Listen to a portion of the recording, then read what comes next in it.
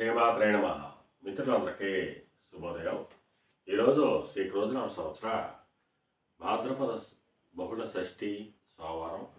ఈరోజు సెప్టెంబరు 23, 2024 తేదీ సోమవారం. ఈరోజు రోహిణి నక్షత్రం. ఈరోజు దుర్ముహూర్తం మధ్యాహ్నం 12:18 అయితే 1:06 వరకు ఉంది. మరలా తిరిగి దుర్ముహూర్తం మధ్యాహ్నం 2:42 అయితే 3:37 వరకు కూడా దుర్ముహూర్తం ఇవ్వడం జరిగింది. వజ్రం రాత్రి 8:35 అయితే 17 వరకు కూడా వజ్రం ఇవ్వడం జరిగింది. ఈరోజు పంచాంగరీత్యా ఈ రకమైనటువంటి ఫలితాలు గోచరిస్తున్నాయి. అలాగే ఈరోజు నక్షత్రం అయినటువంటి రోహిణి నక్షత్రం ఎవరికి తారాబలం కుదురుతుందో మనం పరిశీలించినట్లయితే అశ్విని, కృత్తిక, మృగశిర, ఆరుద్ర, పుష్యమి, మక, ఉత్తర, చిత్త, స్వాతి, అనురాధ, మూల, ఉత్తరాషాఢ, ధనిష్ట, పూర్వభాద్ర, శతభిషం, ఉత్తరాభాద్ర. ఈ నక్షత్రంలో జన్మించినటువంటి మన మిత్రులందరికీ కూడా ఈరోజు నక్షత్రం అయినటువంటి రోహిణి అనుకూలంగా ఉంటుంది. అందువల్ల ఇప్పుడు చెప్పుకున్నటువంటి నక్షత్ర జాతకులందరికీ ఈరోజు శుభకరంగా ఉండే అవకాశం ఉంది. అలాగే ఈరోజు రాశిఫలాలను మనం పరిశీలించినట్లయితే మేషరాశిలో జన్మించిన వాళ్ళకి ఈరోజు ధనాదాయం బాగుంటుంది. చేసేటువంటి వృత్తి వ్యాపారాలు లాభసాటిగా సాగేటువంటి అవకాశం ఉంటుంది. వృషభ రాశిలో జన్మించిన వాళ్ళకి గత కొద్ది రోజులుగా పడుతున్న ఇబ్బందులు పూర్తిగా తొలగిపోయి కొద్దిపాటి కార్యజయం కలిగేటువంటి అవకాశం ఉంటుంది. మిథున రాశిలో జన్మించిన వాళ్ళకి అతి సామాన్యంగా ఉంటుంది. ఆరోగ్యభంగా ఏర్పడుతుంది. కార్యటంకాలు ఏర్పడతాయి.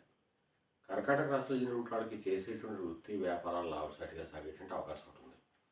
సింహరాశిలో జన్మించిన వాళ్ళకి నిరుద్యోగులకు ఉద్యోగ అవకాశాలు పెరుగుతాయి. ఉద్యోగస్తులకు ప్రమోషన్ కానీ ఇంక్రిమెంట్ కానీ వచ్చేటువంటి అవకాశం ఉంటుంది. కన్యారాశిలో జన్మించిన వాళ్ళకి పితృరాజధానికి సంబంధించిన శుభవార్తలు ఉంటారు. పితృవర్గీయులతో ఉన్నటువంటి విభేదాలు విరోధాలు కూడా సమస్య పోయేటువంటి అవకాశం ఉంటుంది.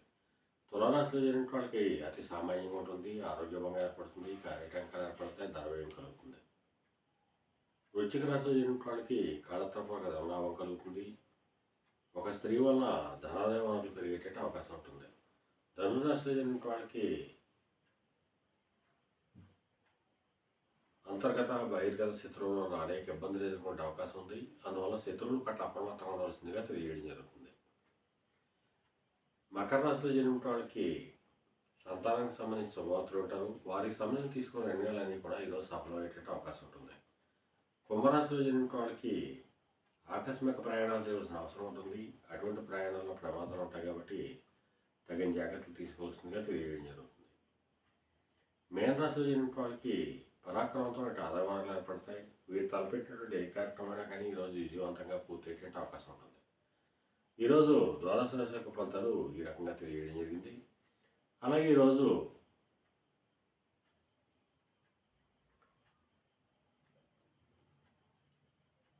సముద్రయానం చేసిన వాళ్ళు కానీ, సముద్రోత్పత్తులు క్రయ విక్రయాలు చేసిన వాళ్ళు కానీ, వస్త్ర వ్యాపారులు కానీ ఈరోజు మిక్కిల శుభదాయకంగా లాభదాయకంగా ఉండే అవకాశం ఉంది. అలాగే పాండిత్యం ధనాన్ని చేసిన వాళ్ళకి అనగా పండితులు కానీ, లాయర్లు కానీ, లేఖర్లు కానీ, ఆడిటర్లు కానీ, విలేకరులకు కానీ ఈరోజు మిక్కిలి శుభదాయకంగా లాభదాయకంగా ఉండే అవకాశం ఉంది.